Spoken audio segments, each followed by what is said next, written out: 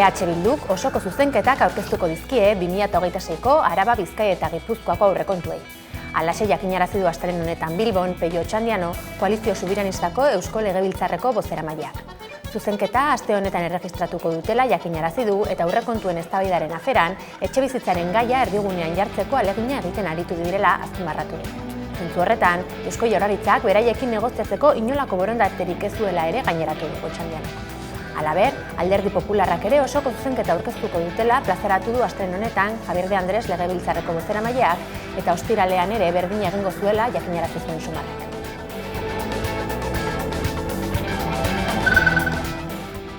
Nafarroako Parlamentuak urrezko domina emango dio Husni Abdel Wahedi Palestinak Estatu Espainolean duen enbaxadoreari. Astelehen honetan eman du ezagutzera erabakia Lurraldeko Legebiltzarreko mahaiak, naiz eta aintzatespenak Alderdi Popularraren eta Voxen aurkako iritzia izan, eta UPNek erabakia errespetatu bai, baina presidentearen erabakia dela azpimarratu duen. EH Bildu bestalde, sariaren jakinarazpenaz baliatu da Gazako genozidioa beste behin ere deitoratzeko. Enbaxadoreaz gain, Salam Gaza Nafarroa elkarteak ere jasoko du urrezko domina.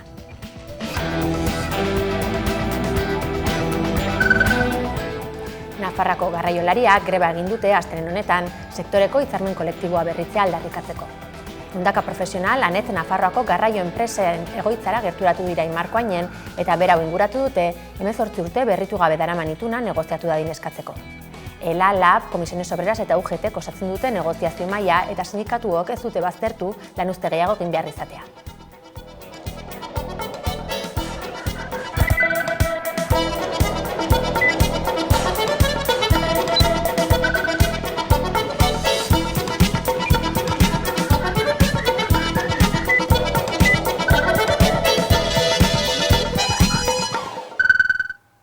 Gabon guztioi eta ongi etorri azaroaren 24ko albistegira. Pasaberri den larunbatean, hilaren 22an, Bilbon 30.000 pertsona inguru bildu ditu EH Bilduk Euskal Herria askatasuna izea lelopean ditutako mobilizazioan.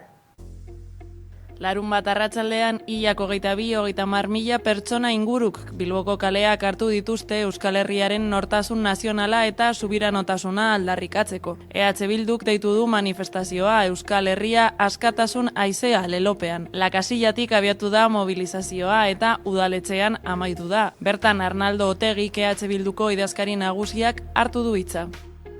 Eta herri honek badu eredu bat fascismoari eta autoritarismoari aurre egiteko.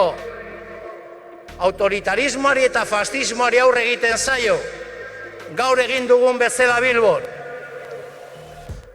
Kolektiboki era disiplinatuan,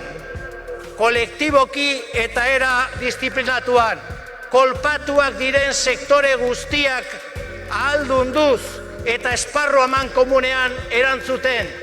Otegik argi utzi du faxismoaren aurkako borrokan eta Euskal Herriaren eraikuntza sozial eta nazionalean dabiltzenek bide lagun izango dituztela. Azpimarratu du gainera prest daudela herri hau dagokion tokira eramateko. Manifestazioan zehar independentziaren aldeko oihuak eta euskal presoak etxera bezalako aldarriak entzun dira. Halaber frankismoaren biktimak ere oroitu dituzte eta elkartasuna adierazi diote palestinar herriari. Arkaitz Rodríguez ekintza politikoko idazkariak manifestazioaren inguruko balorazioa egin du eta pozik jakinarazi du beste behin ere herriak egoerak eskatzen duen tamainan erantzun duela. Izan ere nabarmendu du Euskal Herria mobilizatzen den herria dela eta balore antifaxista sakonak argi dituena. Igandean, Arabako 333 kontzejuetako administrazio batzarrak berritzeko hauteskundeak ospatu dituzte.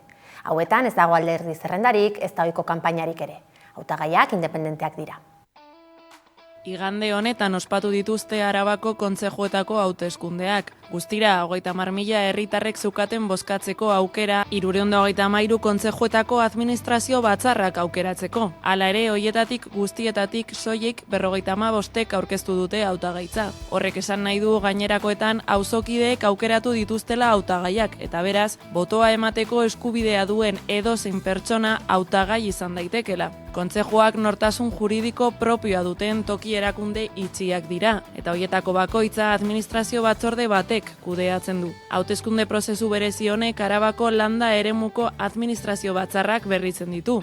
Gauzak horrela, hauteskunde hauetan ez dago alderdi zerrendarik, ez da ohiko kanpainarik ere. Hautagaiak independenteak dira eta herri gehienetan ez dago aldez aurretik inskribatutako pertsonarik. Bestalde, Arabako Foru Aldundia 2026ra begira, kontsejuen lege berri bat lantzen ari da. Berrikuntzen artean, aurreikusten da auzokideek zentzura mozio baten bidez, lehendakari baten kargugabetzea sustatzeko aukera izango dutela. Orain arte arautua egon ez dena.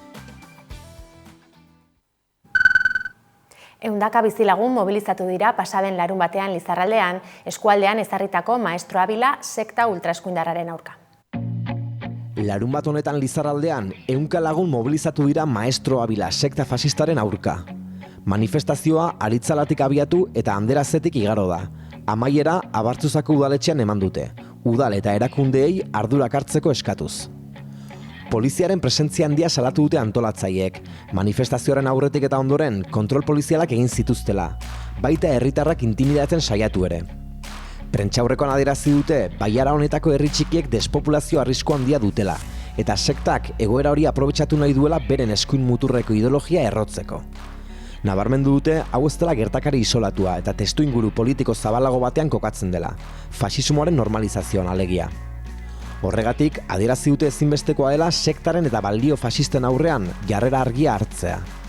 Herritarren iritziz, mobilizazioak argi utzi du konpromiso antifasistak baduela indarra, eta baita antolaketarako ahalmena ere.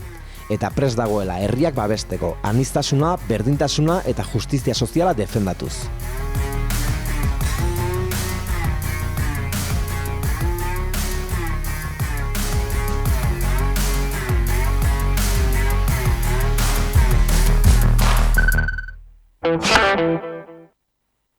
Euskalgintzaren Kontseiluak agerraldiak egin ditu astelehen honetan Bilbon eta Donostian euskararen aurkako azken sententziak salatzeko. Adierazi dutenez, botere judiziala euskararen ofizialtasuna deseraikitzen ari da. Euskalgintzaren Kontseiluak agerraldiak egin ditu Bilbon eta Donostian euskararen aurkako azken sententziak salatzeko. Horietan adierazi dute sententzia euskararen ofizialtasuna bera deseraikitzen ari dela botere judiziala. Azaldu dutenez, azken honek ontzat ematen duen markoa gaztelaniaren erabateko nagusitasunaren aldekoa da, eta horren bestez euskara beti minorizatuta nahi dute. Hauen arabera, justiziaren aurkakoa da herritarren eskubideak parekatzea, gaztelaniarekin privilegio estatusa zalantzan jartzea. Esaterako, buferen aurkako sententzian bertan azaltzen da, euskara sartatua izatea eskatzen duten herritarren herenari sistematikoki urratzen zaizkiola bere hizkuntza eskubideak eta gaztelaniaz aritzera behartzen zaiola. Gogora ekarri dute Euskalgintzaren Kontseiluak, elak eta labek administrazioa euskalduntzeko egindako proposamena. Adierazi dute hurrengo urteetan langile publikoen erdiak erretiroa hartuko dutela. Eta beraz, inoizko belaunaldi euskaldunena letorkela hauen lekua hartzera. Ildo horretan ordezkari publikoei enplegu publikoaren legea aldatzeko eztabaidan arduraz jokatzeko eskatu diete. Eztabaida horren emaitza ezin da mugatu oldarraldiari erantzun eta atzeraldia gelditzera. Ezinbestekoa da euskarari behar duen arkitektura juridiko berria eskaintzea. Amaitzeko ziurtatu dute paradigma berri bat beharrezkoa dela erronka berriei aurre egiteko, botere judizialetik ezarritako blokeoa gainditzeko eta behingoz euskararen normalizazio erreal baterako jauzia emateko. Indarkeria matxista moduan hitzetan gauzatu daiteke, eta horiei aurre egiteko kolektiboki bildu izan dira emakumeak azken hamarkadetan. Horren adibide bat dira autodefendatza feministaren inguruko ikastaroak.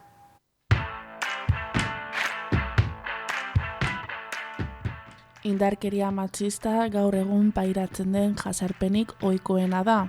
2004tik 2025 arte 53 erailketa zenbatu dira Euskal Herrian. Baina hori icebergaren punta baino ez da. Erailketa horien atzean hainbat indarkeria mota aurkitu daitezke. Hedabideetan gehien gailendu den indarkeria fisikoa da, baina gaur egun era guztietara pairatu daiteke indarkeria. Horregatik, kolektiboak ezinbestekoak bihurtu dira egoera horri aurre egiteko. Hainbat motatako ikastaroak antolatzen ari dira profil guztietara heltzeko eta batzuetan saihestezina diren egoerei kontraerantzuna eman ahal izateko. Babesgune eta zaintza sareak dira, aske izateko guneak. Ane Navarrok duela zenbait urtetatik ona hainbat ikastaro antolatzen ditu emakumeek izan dezaketen beldurrei erantzunez.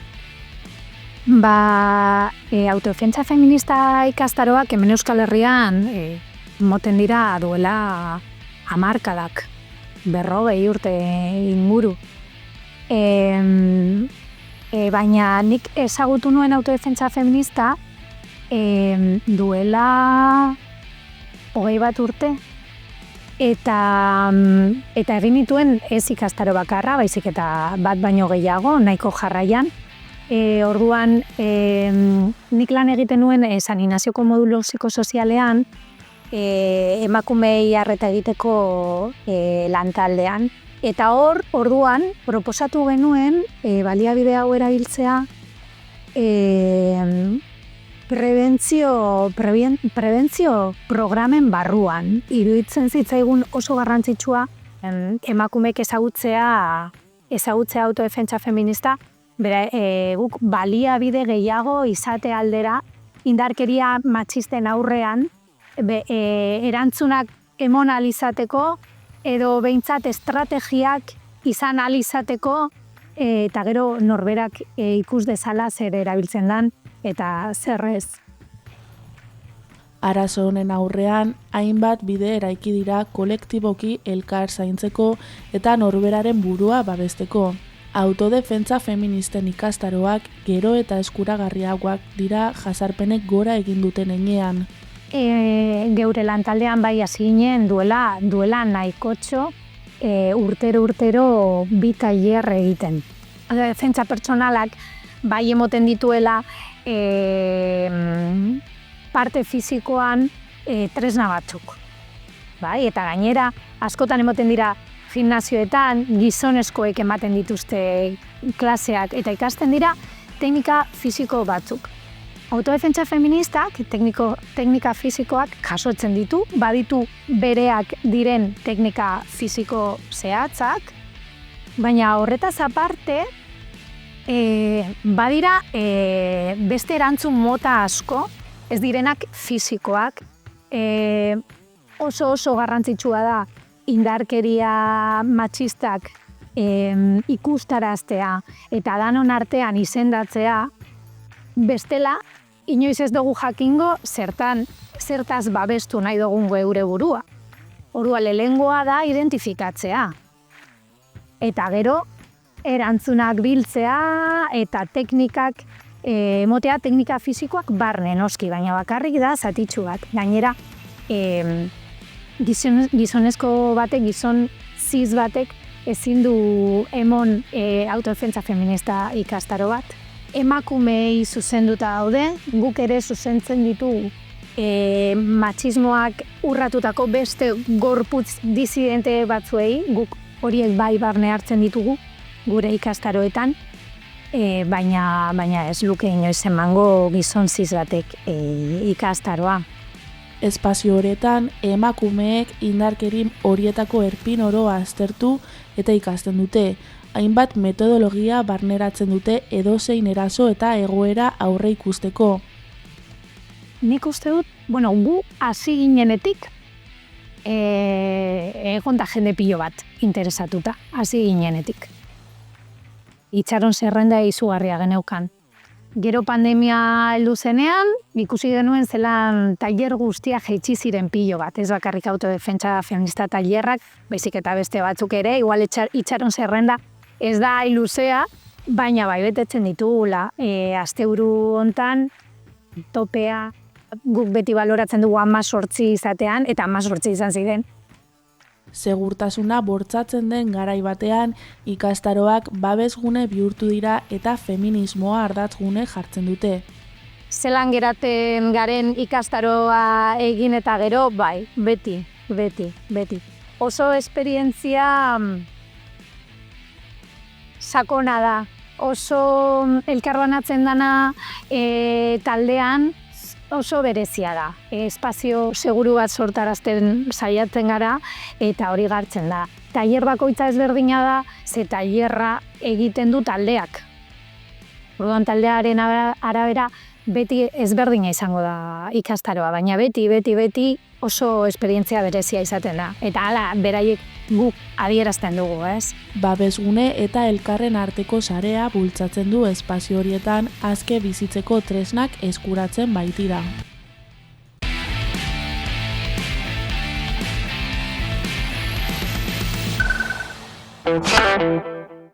Gaurkoan, desinformazioa izango dugu hizpide platoan. Buloez, fake newsez eta kazetaritzaren etorkizuna zarituko gara hizketan besteak beste. Eta horretarako, Hamaikako platora gonbidatu dugu Julen Orbegozo, EHUko irakaslea eta gure ikerketa taldeko kidea. Arratsaldeon, mila esker gonbidapena onartu izanagatik. Arratsaldeon, bai. Hasteko konta iguzu, zer dira fake newsak edo nola deskribatu genitzake? Fake newsak albiste itxurarekin edatzen diren albiste faltsuak dira, ez? Eta helburu gehienetan, helburu politikoak edo ideologikoak izaten dituzte, bai? Orduan, hor esan behar zaio jenteari, fake newsetaz ari garenean ez direla edozein motatako edukiak interneten edo sare sozialetan, baizik eta beti daukate benetako albisteen struktura, tipologia, osagaiak direla tradizionalki ezagutu ditugun albisteen modukoak. Horren ondorioz sortzen dira fake news delakoak, direla gezurrak azken finean. Eta hala izan da, albisteak faltsuak izan daitezke, hau da, faltsua den zerbait plazaratzen degunean zentzua dauka albiste gisa katalogatzea albiste faltsu dela esaten badugu ere? Bai, a ber, eske hau gai hau nahiko filosofikoa izan daiteke, oso teoriko eta terminologia kontuetan sartzen gara, ezta?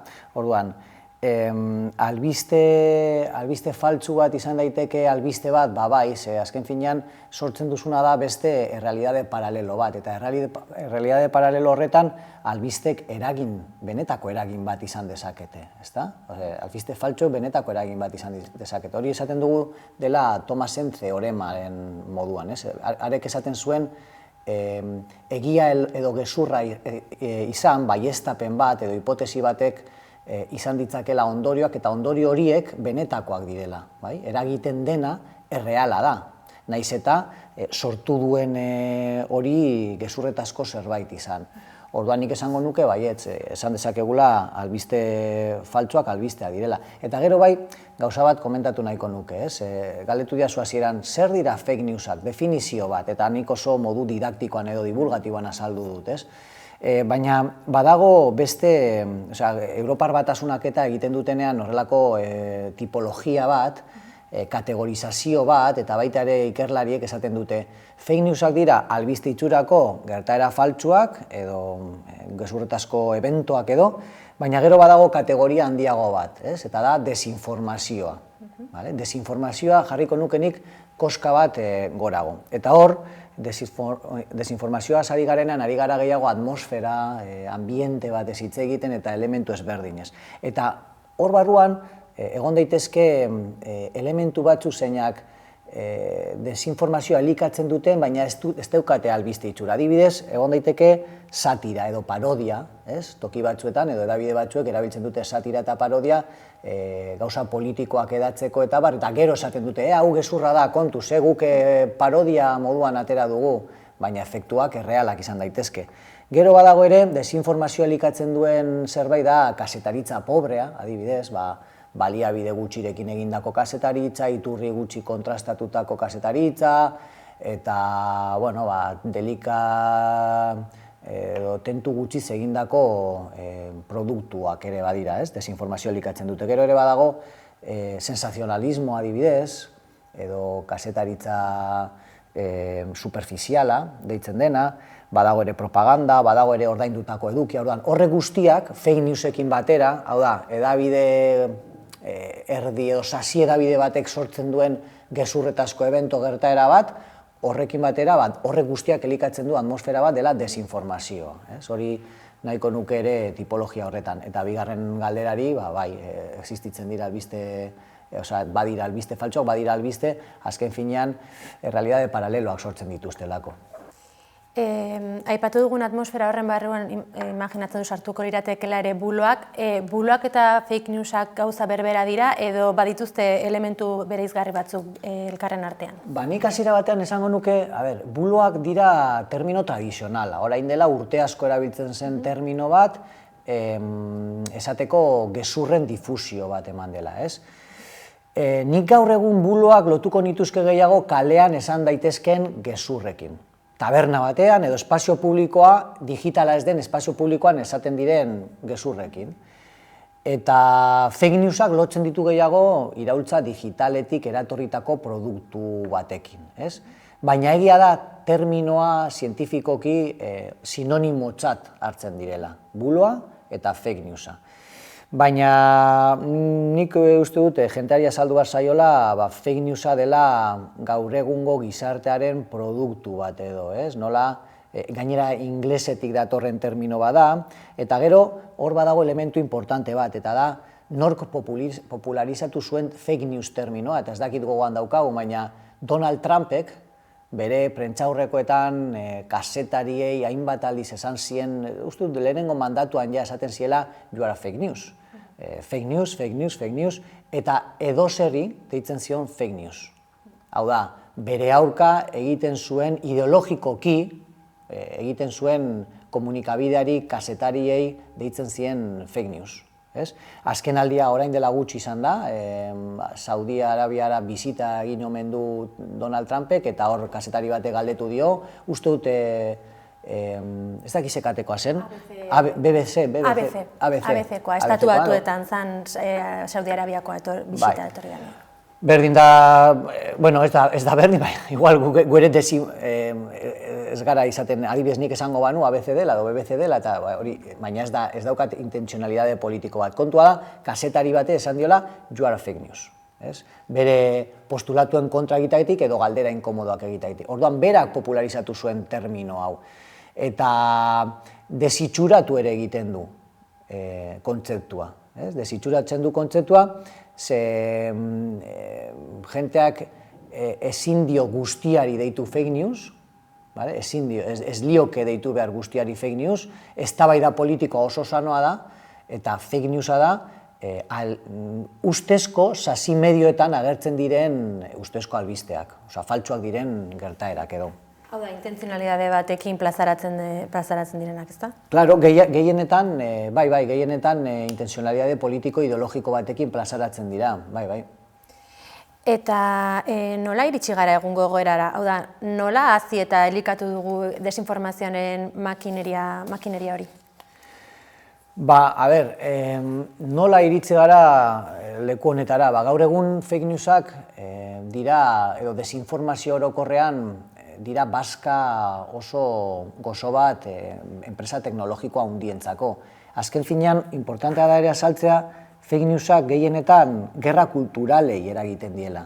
Gerra kulturalak dira, gizarte konkretu batean, eztabaidan dauden konsenso edo disenso sozialak, baina arlo importantenak, garai batean, gaur egun ere, feminismoa, hizkuntza politika adibidez Euskal Herrian, immigrazioa, horrelako gai potoloak edo pilpilan daudenan eta arlo horiei deitzen diegu gerra kulturalak. Orduan, horiei eragiten die fake newsek batez ere, eta jentea, evidentemente, toki batean edo bestean posizionatu egiten da, kontsumitu egiten ditu eta azkar edatzen du desinformazioa. Gero ere, konturatu behar gara gaur egun, heldu garela puntu honetara, fake newsak sortzeko baliabide askoz ere, teknologikoki askoz ere gehiago daukagula, jente guztia bihurtu dela potentzialki fake news sortzaile eta edatzaile, edo zein, mobil batekin, edo aparatu teknologiko batekin edo zer egin dezake eta edatu egin dezake, viralitatearen ondorioz, eta gero ere, oso kontzeptu polita da esatea edo azaltzea jenteari ezberdintasun bat dagoela gaur egungo eta orain dela 50 urteko gizartetik, eta da, gaur egun kontsumoa asko atomizatu da. kontsumitzailea oso plurala da. Adibidez, azalduko dizut anekdota bat. Klase batean galdetu, klasean galdetu diet gaur goizean ea ze musika daukaten gogokoen eta ze abesti lotuko luketen ikasleek gaur egun edo orain daukaten euren egoera emozionalarekin, ez? Zein da euren abesti gogokoena emozioak sentitzeko edo. Euren soinu banda, momentuko soinu banda. Eta 20 ikasletik ez dute batek ere kointziditu. Claro, orduan bakoitzak dauka gusto musikal bat, bakoitzak dauka abeslari gogokoen bat, eta kontsumoak asko diversifikatu eta atomizatu dira. Horrek zer esan nahi du? Gizartean eragiteko ez dagoela mass media bat eta albiste faltsu bat eta gerra kultural bati helduko diogu bakarrik. Egin behar duguna da, makinaria martxan jarri, albiste faltsu asko, bitarteko askotik edatuta, eta gerra kultural horietan mainstream diren gaiei heldu kasuan kasu. Mainstream gaia gaur egun, nik uste dut, dela immigrazioa. Immigrazioa da albiste faltsu gehien sortzen duen, orain dela urte batzuk izan zen pandemia, aurretik eta pandemia ostean behapur bat feminismoa, edo berdintasun gaiak, LGTBI kontuak eta orain urte batzutatik ona immigrazioa da, gai potoloena. Horrek ere gogoeta batera eraman behar gaitu, ez? Zergaitik da immigrazioa eta ez etxe bizitzaren egoera? Zentzu positiboa da, etxe bizitzaren kontuarekin ez egotea hainbeste fake news.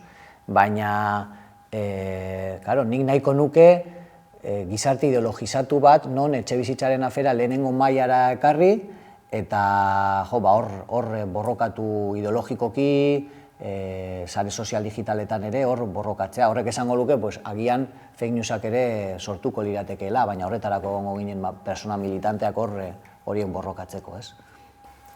Mezu honekin utziko dugu gaurkoan hemen elkarrizketa, Julen Orbegozo, mila esker amaikara etorri izanagatik. Eskerrik asko zuei. Gaurkoan, Lukiek taldearen beilegi hori abestiarekin amaituko dugu albistegia. Gogoratu amaikaren webgunea eta sare sozialak eskuragarri dituzuela informazioa zabaldu nahi izanez gero. Mila esker zuen arretagatik, ondo izan eta bihar arte.